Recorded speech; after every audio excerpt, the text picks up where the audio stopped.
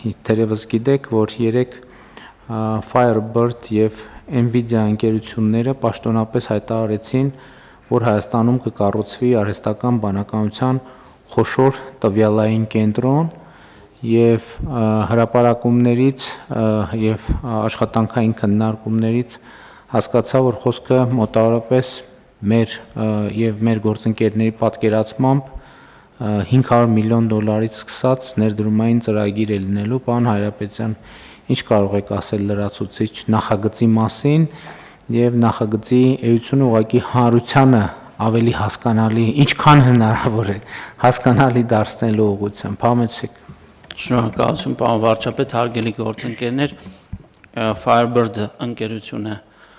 նոր է հիմնադրվել մեր մի քանի հայրենակիցների նախաձեռնությամբ Ռազմիկ Հովակիմյանի, թիմում են նաև Նուբար Աֆեյանը, այս ծրագրի իրականացման գործում մեծ ավանդ ունի նաև Nvidia ընկերության փոխնախագահ Ռևլի Պարիսյանը եւ այլոք, երեք Nvidia ընկերության, որը $3.5 տրիլիոն կապիտալիզացիա ունեցող տեխնոլոգիական հսկաներից մեկն է աշխարհի, գործադիր տնօրեն Ջենսեն Հուանգը, որի հետ դուք 2023-ին եւ նաեւ 19 թվականին առիթ ունեցել եք տարբեր հարթակներում հանդիպելու եւ քննարկելու նաեւ այս գաղափարը, վերջապես հայտարարվեց, որ Firebird ընկերությունը դառնում է Nvidia-ի եվրոպական տարածաշրջանում գլխավոր գործընկերներից մեկը, Հայաստանում այս մեծ նախագիծը իրականացնելու նպատակով նախատեսում են 26 թվականից սկսել ծրագրի իրագործումը, այո, ճիշտ նշեցիք, Firebird-ի հայտարարության մեջ նշված է, որ շուրջ $500 միլիոն ԱՄՆ ներդրում է նախատեսում իրականացնել, որը նաև ենթադրում է մինչև 100 մեգավատ էլեկտրաէներգիայի սպառում, նման օրինակ ենթակառուցվածքները շահագործելու նպատակով ընդհանրապես էներգիան եւ ռեսուրսները չափազանց կարեւոր են եւ այստեղ մենք հայտարարել ենք, որ Հայաստանը պատրաստ է ունի այդ հզորությունները տրամադրելու, պետք է նշել, որքանով որ դա հնարավոր կլինի իհարկե հասկանալի կերպով, խոսքը նոր սերնդի գրաֆիկական պրոցեսորների մասին է, որ Firebird-ը պետք է ձեռք բերի Nvidia ընկերությունից, որ այս պահի դրությամբ աշխարհի ամենաառաջատար տեխնոլոգիան է համարվում, պրոցեսորները, որոնք համալրված են ամենաառաջատար չիպերով, սա հնարավորություն է տալու արհեստական բանականության հաշվողական ռեսուրսների cloud ծառայություններ մատուցել եւ հայաստանյան տնտեսությանը եւ աշխարհի տարատեսակ ընկերությունների, տեխնոլոգիական ընկերությունների, որոնք հիմնականում նորարարություններով են զբաղվում, այսինքն հետազոտողները, գիտնականները, մասնավոր բիզնես հատվածը նորարարությունների համատեքստում պետք է օգտվեն, վարձակալեն Firebird-ի կողմից արտադրված այդ արհեստական բանականության ռեսուրսը եւ իրենց հետազոտություններում կիրառեն, պետք է նշեմ, որ որոշ հատված մենք նախատեսում ենք, կառավարությունը նախատեսում է հասանելի դարձնել հայաստանյան ստարտափ էկոհամակարգի համար, AI մասնագետների համար, հետազոտողների համար, բայց հասկանալի է, որ մենք խոսում ենք մեծածավալ ռեսուրսների մասին, այսինքն հիմնական մասը բնականաբար ընկերությունը cloud ծառայությունների միջոցով պետք է հասանելի դարձնի եւ վաճառի աշխարհի տարբեր երկրներում ընկերություններին։ Պարոն Հայրապետյան, հիմա մենք մեր գործընկերների հետ արդեն եկել ենք որոշման,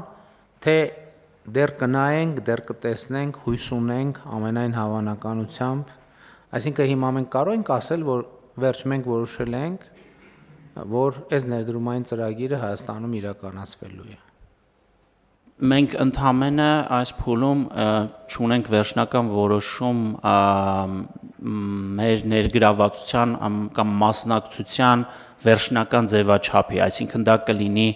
համապատասխան հողատարածք տրամադրելով կամ էներգիայի այսպես նպաստավոր պայմաններով էներգիա, էլեկտրաէներգիա առաջարկելով, ինչպես նաև որոշակի հատված մեր տնտեսության համար օգտագործելով, սրա շուրջ ըստ էության քննարկումները շարունակվում են, բայց այն, որ ծրագիրը պետք է իրականացվի, թե ընկերությունը եւ թե Nvidia-ի պաշտոնական հայտարարությունները ամենահեղինակավոր հարթակներից խոսում են այն մասին, որ ըստ էության նաև պետք է ասեմ, որ արդեն իսկ այս պահի դրությամբ մի քանի խոշոր ընկերություններ հայտարարել են, որ պատրաստվում են օգտվել այդ cloud ծառայություններից, ինչը որոշակիորեն նաև երաշխիքներ է ստեղծում, որ այս ծրագիրը չափազանց իրատեսական է։ Իհարկե մի քիչ նաև նրբություններ կան, որոնց շուրջ պետք է խոսել։ Օրինակ ես առաջարկել եմ, որ մեր գործընկերները քննարկեն նաև այս ներդրումային ծրագիրը իրականացնել ակադեմիական քաղաքի տարածքում, որտեղ մենք բարեբախտաբար բավականին մեծ տարածքներ եւ հնարավորություններ ունենք, եւ նաև ակնհայտ է, որ այս ենթակառուցվածքը մեծ թվով համապատասխան որակավորում ունեցող մասնագետների կարիք է ունենալու եւ նաեւ կարծում եմ, որ կարող է ակադեմիական քաղաքի նախագծի հետ եւ տեխնոլոգիական կլաստերի հարևանությամբ այս նախագծի գործարկումը իրականում կարող է սիներգիա ստանալ։ Մի բանում մենք վստահ ենք, որ համապատասխան ծավալի էլեկտրաէներգիա մատակարարելու հնարավորություններ մենք ունենք, մեր երկիր ունենք, այսինքն ի սկզբանե այդ հաշվարկները դրված են եղել տակը այս նախագծի հիմքում եւ իհարկե նաեւ ուզում եմ գոհունակությունը արտահայտել, որ այո, պարոն Հուանգի հետ մեր քննարկումները արդեն բյուրեղանում են, կոնկրետ արդյունք են տալիս եւ կուզեմ նաեւ Սփյուռքի մեր հայրենակիցների ջերմեռանդությունը եւ վճռականությունը ընդգծել եւ դրանց շնորհակալություն հայտնել դրա համար եւ ասել նաեւ, որ երբ որ մենք խոսում ենք Հայաստան-Սփյուռք հարաբերությունների բանաձևերի մասին, հենց նման գործունեությունը նկատի ունենք, որը շատ կոնկրետ է, շատ հասցեական է եւ որի ռազմավարական բնույթի հետ կապված որևէ կասկած, որևէ քննարկում ընդհանրապես չի կարող լինել, բայց ես նաև այս համատեքստում ուզում եմ մենք գնահատենք, թե վերջին ամիսներին տեխնոլոգիական ոլորտում ինչեր է տեղի ունեցել Հայաստանի Հանրապետությունում, որոնք գիտեք ինչ, երբ որ տեղի են ունենում, դա արդեն դառնում է սովորական բան, բայց երբեք մենք չենք արձանագրում, թե ինչքան ժամանակ, ինչքան ջանքեր են գործադրվել, որ դա տեղի ունենա։ Հիմա Starlink-ի ծառայությունները Հայաստանի Հանրապետության տարածքում բացվեցին, հիմա դա արդեն շատ սովորական մի իրադարձություն է, բայց շատ երկար ժամանակ մենք աշխատում ենք, որպեսզի դա տեղի ունենա եւ հիմա ըստ էության Հայաստանի Հանրապետության ամբողջ տարածքում լեռներով, սարերով, դաշտերով ցանկացած ընկերություն, ցանկացած անձ կարող է ունենալ լայնաշերտ արբանյակային ինտերնետ, ինչը նաև մեր տեխնոլոգիական ոլորտի զարգացման շատ կարևոր խթան է եւ մենք նաև ուզում ենք, որ նաև մարզերում ներդրումներ լինեն այս տրամաբանությամբ եւ դա արդեն կոնկրետ ենթակառուցվածք է։ Մենք ըստ էության մի սուպեր համակարգիչը գործարկել ենք ինժեներական քաղաքում, թե չենք գործարկել ենք Այո, արդեն գործարկել ենք մյուս սուպեր համակարգիչը, որը էլի ձեռք ենք բերել Nvidia ընկերությունից եւ պարոն Հուանգի հետ նաեւ IT ընթացքում քննարկումներից մեկն է եւ հիմա կարծես թե այն օրը մենք Երևանի պետական համալսարանում արդեն կոնկրետ տեղն էլ տեսանք, թե որտեղ է տեղադրվելու սուպեր համակարգիչը եւ մեր տեխնոլոգիական ոլորտի հետ կապված կառավարության ծրագրերը նաեւ մենք գիտության եւ տեխնոլոգիաների ոլորտում